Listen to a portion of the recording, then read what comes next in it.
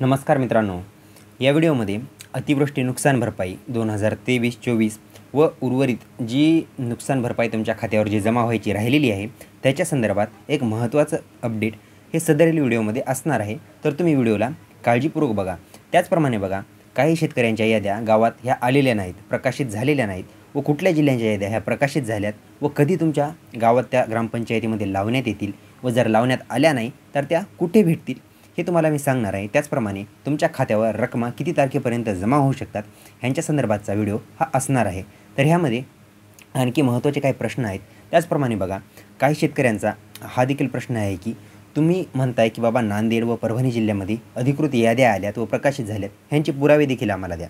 तर ते पुरावे मी तुम्हाला पुढच्या व्हिडिओमध्ये 100% देऊन टाकेल। त्यामध्ये तुम्हाला देखील खात्री पटून जाईल की बाबा जे नांदेडचा जे काही 812 कोटीचा जो निधी पारित झाला आहे, त्याचप्रमाणे परभणीच्या जे महसूल मंडळांचा निधी पारित झाला आहे तो 100% मिळणार आहे।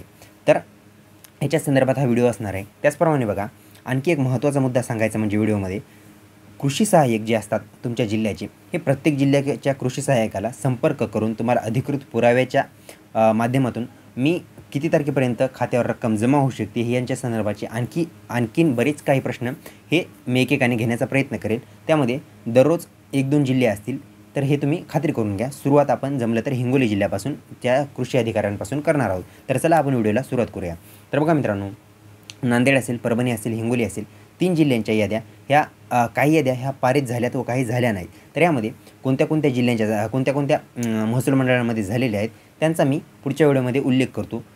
सध्या बघा, आता पाहायला गेलं तर ह्या 2 ते 3 दिवसात उर्वरित जिल्ह्यांमध्ये देखील याद्या ह्या पारित होणार आहेत व रकमा खात्यावर जमा होणार आहेत। तर त्या जिल्ह्यांची तुम्ही नावं लक्षात घ्या।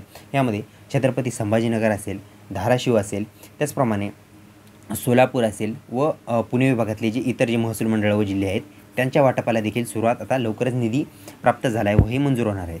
व याच्या संदर्भात बघा, आणखी पीक विम्याची एक अपडेट आहे ती पुढच्या व्हिडिओमध्ये मी सांगणार आहे। तर तुम्ही त्या व्हिडिओला देखील नक्की बघा। आणि त्या संदर्भात एक महत्त्वाचा अपडेट तुम्हाला सांगायचं म्हणजे पीक विमा हा मंजूर झालेला आहे व तो खात्यावर देखील जमा होणार आहे। तो किती तारखेला ते पुढच्या व्हिडिओमध्ये मी सांगतो। इथपर्यंत व्हिडिओ पाहिला असेल, लाईक केला असेल अशी अपेक्षा करतो। अशीच महत्त्वाची माहिती घेऊन व कृषी अधिकाऱ्यांना, कृषी सहाय्यकांना पुढच्या व्हिडिओमध्ये कॉल केला जाईल। त्या व्हिडिओला तुम्ही नक्की बघा। तर चला, इथपर्यंत बघितला असेल, लाईक केला असेल अशी अपेक्षा करतो। तोपर्यंत धन्यवाद।